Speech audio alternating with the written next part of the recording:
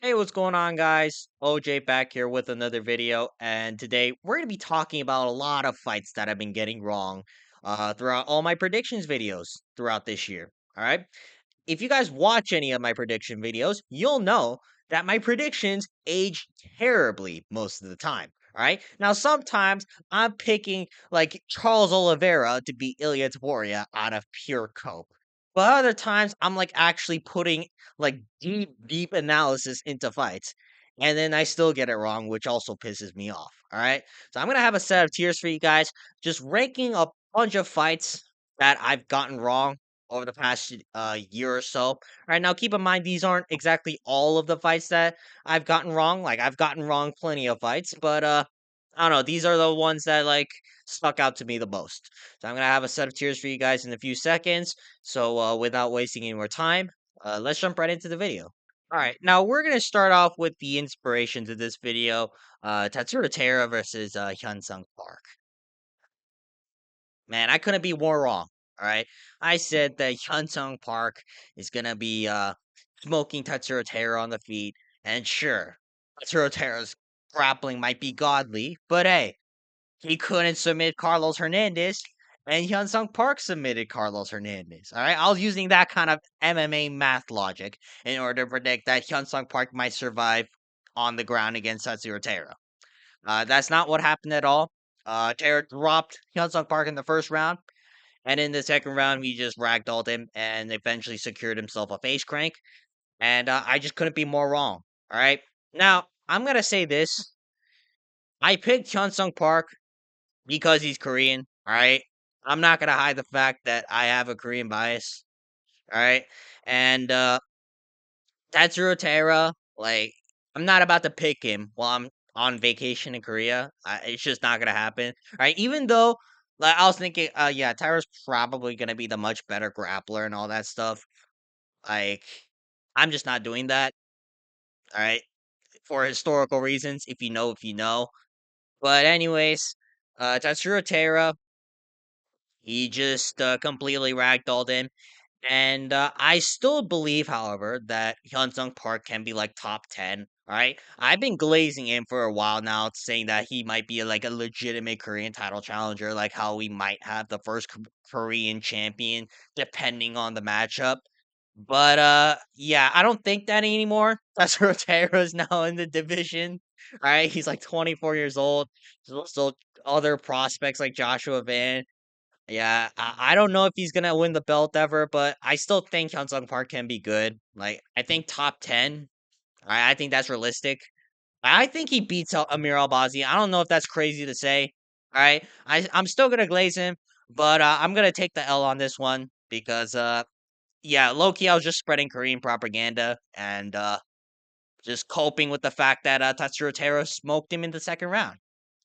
All right, now up next we got Kamar Usman versus Joaquin Buckley. Now, I thought that Joaquin Buckley was going to beat Kamaru Usman because Joaquin Buckley actually showed some legitimate wrestling and he was able to get back up to a feet every time Colby Covington was able to take him down. And also the fact that he builds into fights like similar to Usman. So I really thought that Joaquin Buckley had the tools to beat Kamaru Usman.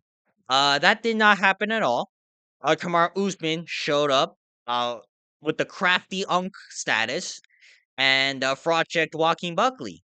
For four straight rounds, Joaquin Buckley got taken down and he couldn't get back up. I don't know. I guess hats off to Kamar Usman. It did kind of annoy me because at the time I was really high on Joaquin Buckley. And I still like him. All right. I still think he can be a potential title challenger in the future. But that's going to have to wait for now because Kamaru Usman decided to show up for the first time in 2 years and proceed to absolutely fraud check Joaquin Buckley. But hey, a lot of people I think got this fight wrong too. So I'm not gonna say it's pure cope.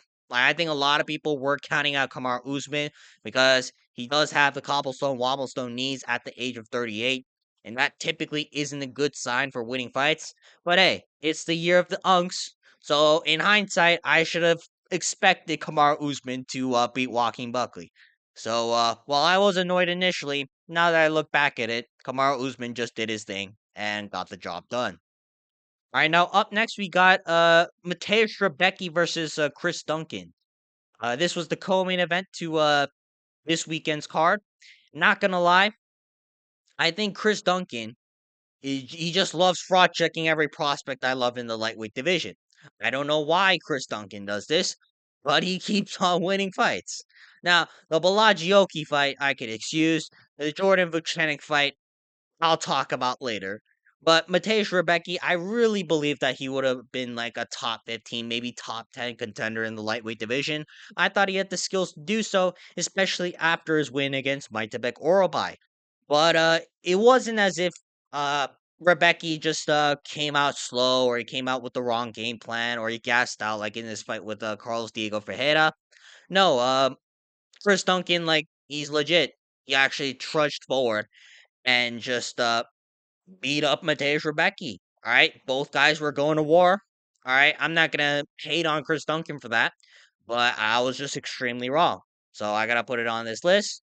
I don't feel that bad about it, but it's the fact that Chris Duncan just keeps fraud checking my favorite prospects in the lightweight division. That's the only thing I'm annoyed about. But other than that, I think Chris Duncan's cool, so I'm not gonna hate on him too much here.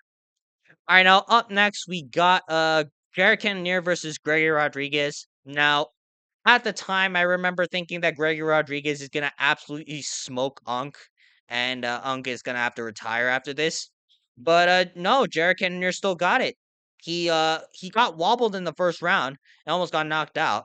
But then rounds 2, 3, and 4, he built himself back into the fight and eventually knocked Rodriguez out in the fourth round. It was super impressive from him, and I'm not gonna hate that I got this wrong at all because I love Jared Cannonier. I think he was done dirty by the UFC, so that automatically makes me root for him. And the fact that he was able to prove me wrong and all the doubters especially wrong, I think that was super impressive from him. And I'm gonna be rooting for Jared Cannonier regardless. All right, I'm still gonna pick his fight somewhat realistically, but hey, he proved us wrong that he's still a top 10 contender at the age of like 41. And I'm actually glad to see it because typically this doesn't happen. And usually fighters like Jared Cannonier go out in a sad way. But thank goodness that Jared Cannonier didn't. All right, up next we got Bilal Muhammad versus JDM. Now, a lot of people at the time were picking Bilal Muhammad to win the fight. And I'm not going to lie, I kind of understood why. Because Bilal Muhammad, he just went up against better levels of competition at the time compared to JDM. But JDM, I said, has the tools to beat Bilal Muhammad. I said that he's going to be able to defend the takedowns. He's not a Leon Edwards. He's just going to give up space against Bilal Muhammad, and he's going to box the Bilal's head off. And that's exactly what happened. Now, the only thing I got wrong about this fight was the fact that I thought JDM was going to get a knockout. But hey, I was pretty close.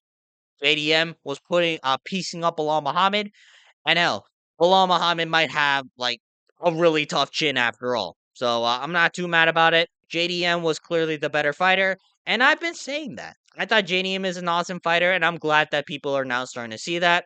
So I had to put this up on here because this is one of the few fights I got right because with my favorite fighter usually coming on top.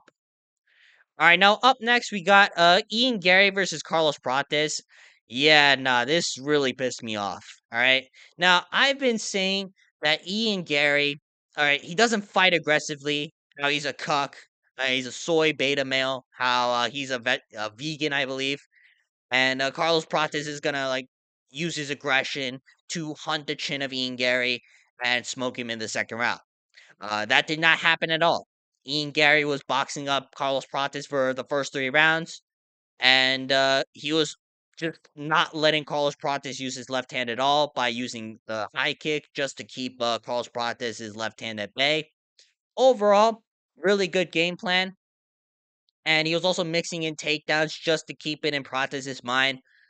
So I'm gonna say this, like, I still don't like Ian Gary. Like, I still think he's a cunt. I still think he's annoying as shit. But he proved me wrong that night. I can't hate too much, even though I can always hate on Ian Gary. And overall, I'm gonna say that Ian Gary, although he's a cunt, he proved that he's a great fighter. All right. So I'm gonna actually respect Ian Gary for once, even though I was like pure rage coping throughout this fight because I really wanted to see uh Prates soccer kick Ian Gary in the fifth round. But that ultimately did happen, and Ian Gary proved that he was the better fighter, unfortunately. So I'm just gonna be coping about this for until Ian Gary loses his next fight. All right, now up next we got Mario Bautista versus Patchy Mix. I did think that Mario Bautista is good. However, it's the fact that I had any sort of faith in Patchy Mix, right? That ruined my night. The way Patchy Mix fought Mario Bautista on UFC 316 ruined my night completely.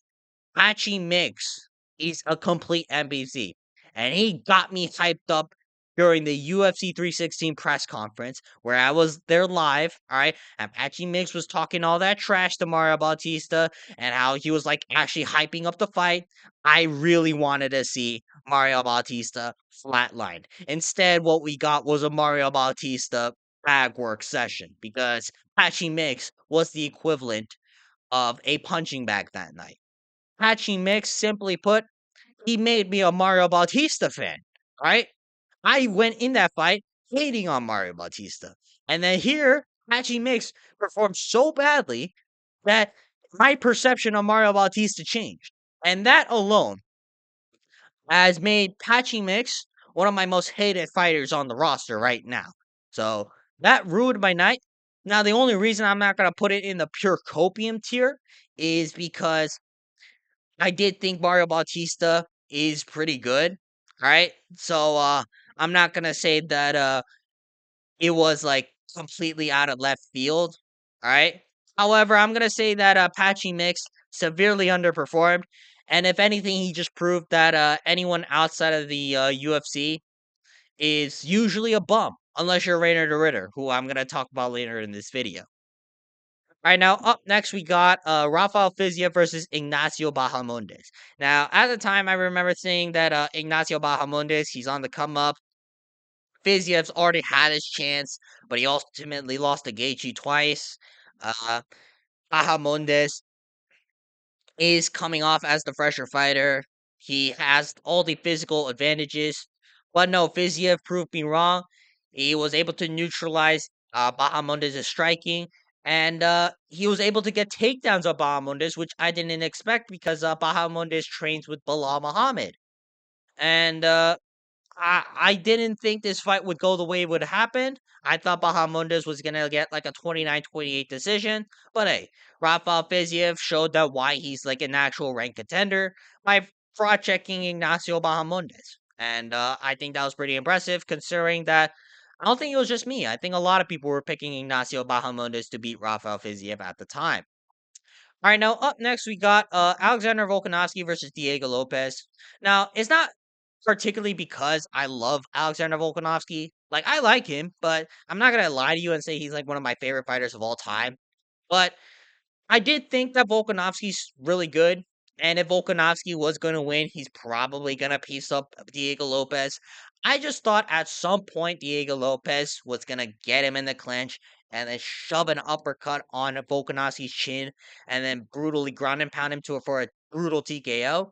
And to be fair, he did knock down Volkanovski while like grabbing his head and then just fucking whamming on it.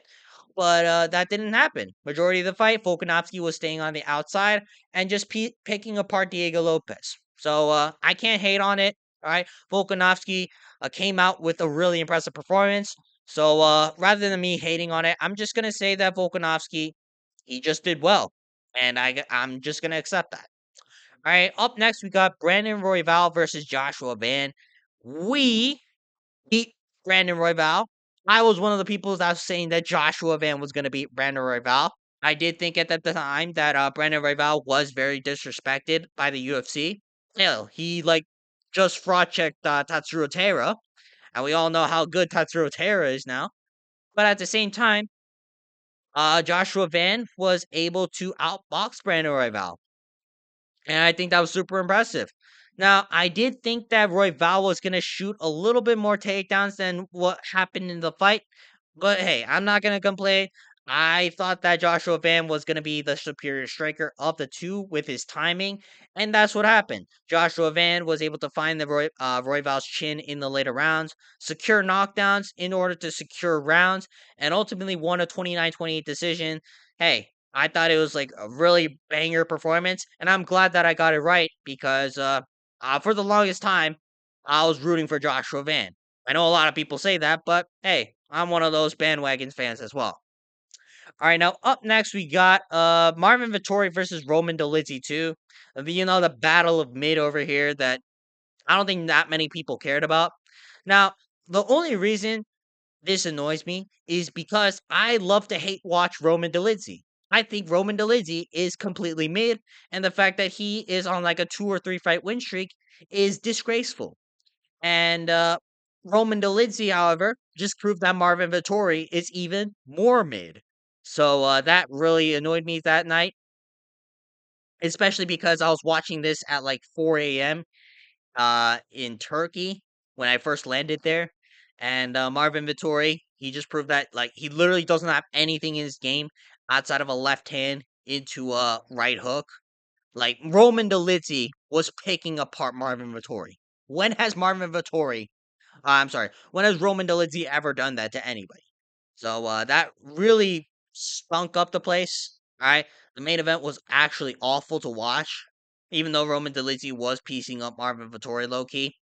And overall, I'm gonna say that Roman Dolidze, he's probably gonna be a fraud check. I'll make a video about that soon. And I'm just gonna say that I don't know the fact that Roman Dolidze is now a legitimate contender because he beat Marvin Vittori is just pissing me off. All right, now up next we got Jordan Vucenic versus Chris Duncan. Now this hasn't aged that poorly because turns out Chris Duncan is actually a beast. But no, Jordan Vucenic is the fact that I was glazing him nonstop during my prediction video for this fight. I was talking about how Jordan Vucenic looks so good during Cage Warriors, and how like oh he went to a competitive decision with Morgan Charrier. Turns out Morgan Charrier isn't that good. And it turns out Jordan Vucenic, he's not that good either. He got dropped by Chris Duncan in the first round, and in the second round, he was piecing up Chris Duncan on the feet before Duncan decided to, hey, latch up a guillotine because for some reason Jordan Vucenic kept shooting takedowns. This kind of ruined my night. Now, the only reason it didn't was because of the main event, which I'll talk about later. But I don't know. This was a really bad fight because I clearly remember that Jordan Vucenic I was glazing the fuck out of, and this kind of what do you call it? Deterred me from glazing any more Cage Warriors prospects. All right, from now on, like if I hear that some guy made it from Cage Warriors, how he's like this undefeated prospect or some shit like that, I'm gonna say that he needs to win like 2 fights before I start actually like supporting him.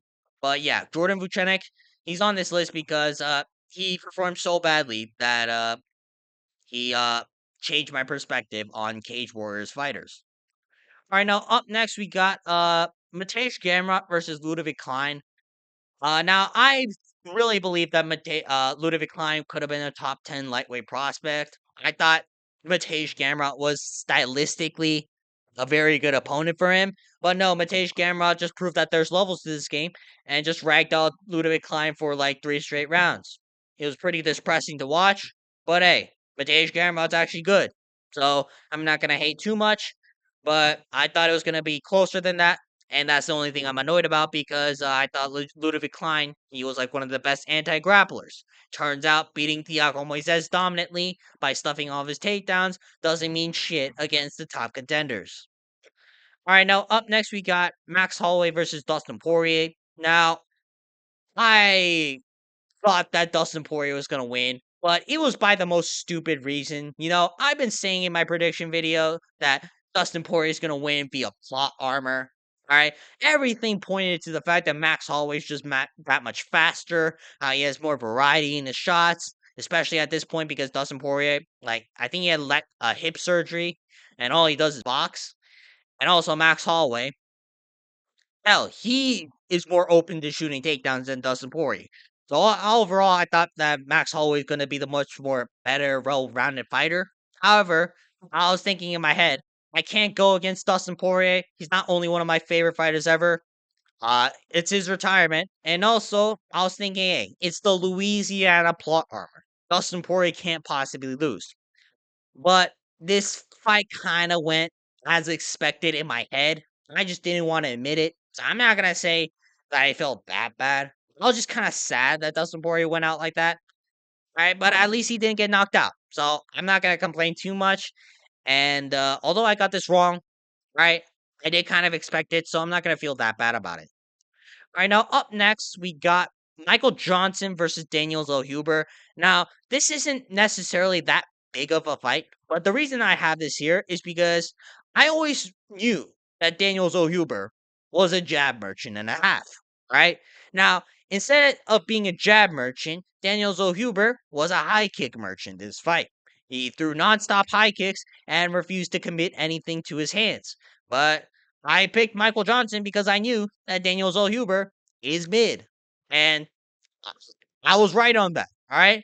Now, a lot of people at the time were picking against Michael Johnson, rightfully so, because he's 38 years old and he's one of the most inconsistent fighters ever. But I always knew that Daniel Zellhuber, he is mid. He looked great against Esteban Ribovics. That's because it's Esteban Ribovics who makes any fighter look fun. Right? And Daniel Zellhuber, I always knew that he's one of the most boring fighters, and he's only a hype merchant who only uses his tools to keep people at distance. The second people understand how height and like reach works, Daniel Zellhuber is a sitting duck. So I'm very glad that a lot of people see that now, and I'm very glad that Michael Johnson was the one to fraud check Daniel Zellhuber. All right, now up next we got Brendan Allen versus Anthony Hernandez. Now, for some reason, I picked Brendan Allen to win this fight. Now, I thought with the tools Brendan Allen had in his game, hey, Brendan Allen will be able to stuff the takedowns, keep this fight on the feet, and just pick apart Anthony Hernandez. That did not happen at all. Now, Brendan Allen was doing a good job whenever he was on the feet. The problem, however, was the fact that he initiated grappling exchanges for dumbass reasons. Like he would throw a head kick on Hernandez and then try to take the back off the head kick. Like what the hell he was doing, I have no idea. But I didn't incorporate IQ into predicting my fight for this. So I don't know, that's my fault. And from now on, Brendan Allen taught me that even though he has all the tools in the world, he doesn't have a brain. So I can't pick him against any legitimate competition. And I gotta take this into account in the future. Whenever I see a dumb fighter, I'm gonna pick against them 9 times out of 10 because 9 times out of 10, they're gonna do some stupid shit like Brendan Allen. All right, now up next, we got let's see here. Paulo Costa versus Roman Kopylov. Now, Roman Kopylov was also one of my favorite fighters until he fought Paulo Costa. I thought Roman Kopylov was gonna fold Paulo Costa up like a lawn chair. That is not what happened at all. Paulo Costa actually pieced up Roman Kopylov for nearly 3 rounds. And I never thought Paulo Costa was good. So the fact that Roman Kopylov lost to him, I don't know. It really made me evaluate how I think about Roman Kopylov. And listen, I still like him, but now I gotta think of him more as a pure can crusher than a legitimate contender because Roman Kopylov is sad. Like he looks very good on the feet. He looks very flashy at times because anyone who actually shows him resistance, unfortunately, Roman Kopylov is incredibly mid.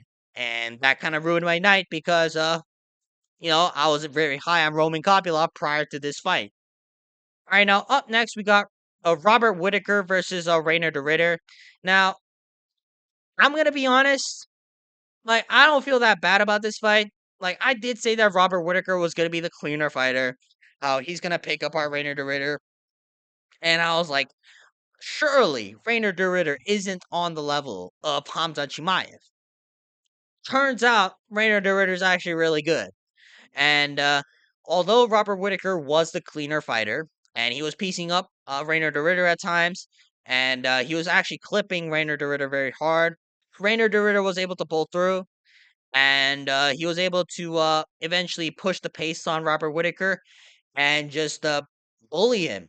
Like, unfortunately, I was wrong on that. It was just that Rainer de Ritter was a lot better than I expected. So, while I am sad for Robert Whitaker, I can't hate on this that much because Rainer de Ritter exceeded my expectations and actually beat Robert Whitaker. All right, now up next we got Bo Nickel versus Rainer de Ritter. Now, unlike his fight with Robert Whitaker, I was glad that I was wrong because Bo Nickel, simply put, is a bot, an annoying bot at that.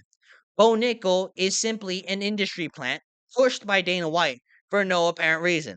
Oh, he's an NCAA wrestler. Cool. Nobody cares because all American wrestlers so far in the year of 2025 have performed incredibly mid, right? Including Bo Nickel himself.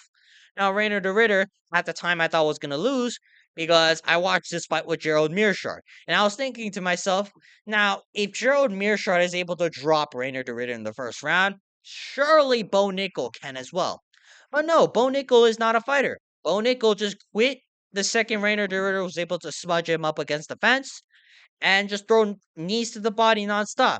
So, Bo Nickel, although I said he was going to win, Rainer de Ritter just folded Bo Nickel up like a lawn chair, and Rainer de Ritter just proved me wrong. But this was one of the fights.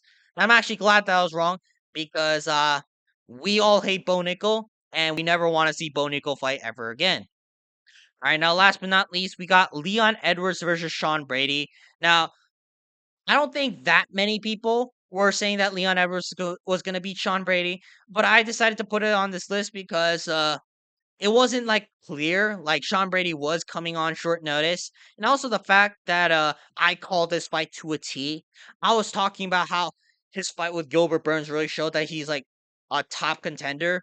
Like, and I thought that he was gonna be able to implement the game plan similar to Bilal Muhammad in their fight with Leon Edwards. And Sean Brady did just that. And took it one step further by submitting Leon Edwards in the fourth round.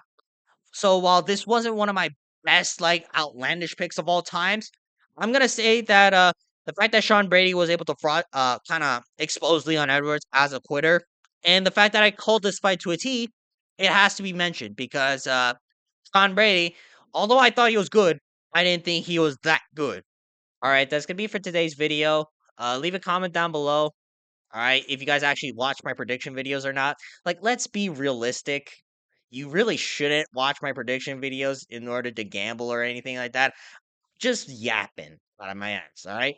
Like, it doesn't mean, again, I'm not saying I don't do research. Like, I do watch their fights and try to give my best objective analysis sometimes, unless it's like blatant bias because Hyun Sung Park's Korean. But again, you shouldn't really gamble, but I don't know. I'm just here to have fun and yap. All right. Hope none of you guys really lose money off my predictions. But anyways, all right, that's gonna be for today's video, and I'll see you guys tomorrow. Peace.